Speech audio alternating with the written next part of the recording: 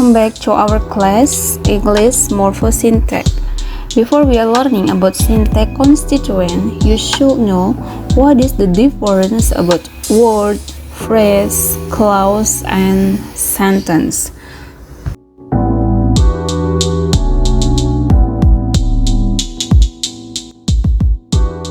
Word is the single word which has meaning in the written and spoken. For example, study, linguistic, learning, and etc. Remember, word should be listed in a dictionary and it has meaning. Phrase.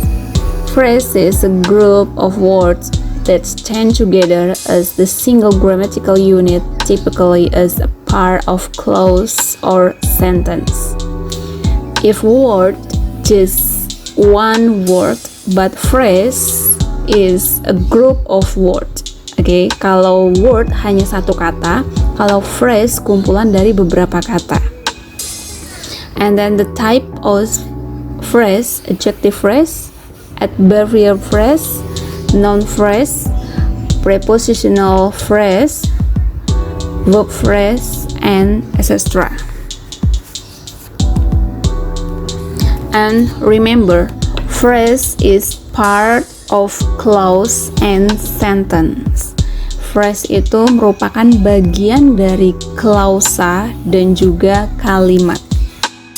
The example of phrase after lunch is prepositional phrase.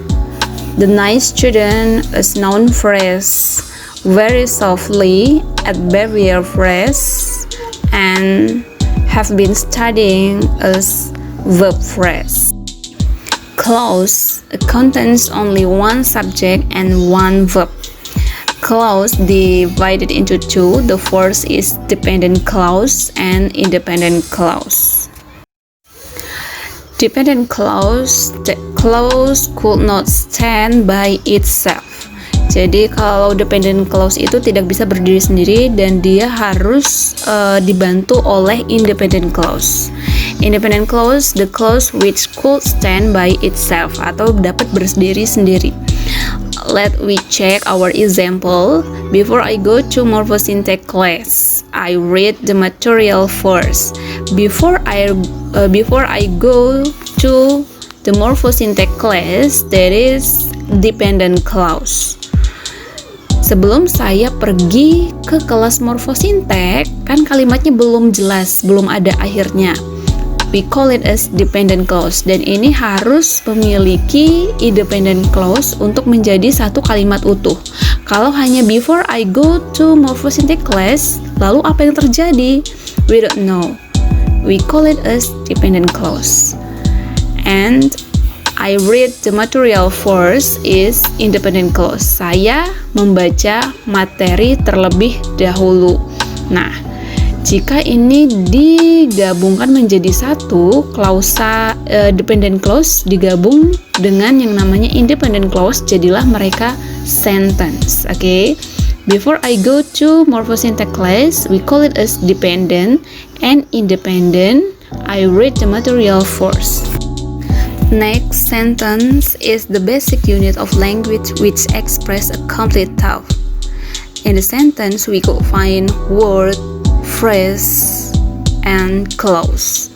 Jadi, di dalam kalimat kita akan menjumpai bagian-bagian terkecil dari kalimat. Apa sih bagian itu? Ada word, ada phrase, and ada clause. For example, I read.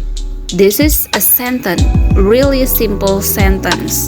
Kalimat yang paling sederhana yaitu terdiri di atas subject and verb. Okay, I read the materials. I read what we need adverbial phrase. Jadi I read the material. Read apa? The material. Jadi di sini the materialnya sebagai adverbial phrase. Okay. Next. Jadi ini juga kalimat ya. I read the materials, ini kalimat. Tapi kalau kita pecah-pecah, I itu sebagai word, read itu sebagai word, and then the sebagai word, material juga word. Tapi di sini juga kita jumpai phrase. Mana phrase-nya? The material. Sebagai apa fungsinya? Adverbial phrase.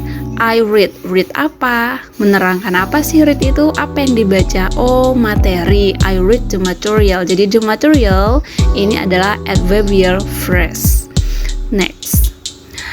Before I go to morphosyntax class, I read the material first. Ini juga kalimat yang terdiri dari dependent clause dan juga independent clause.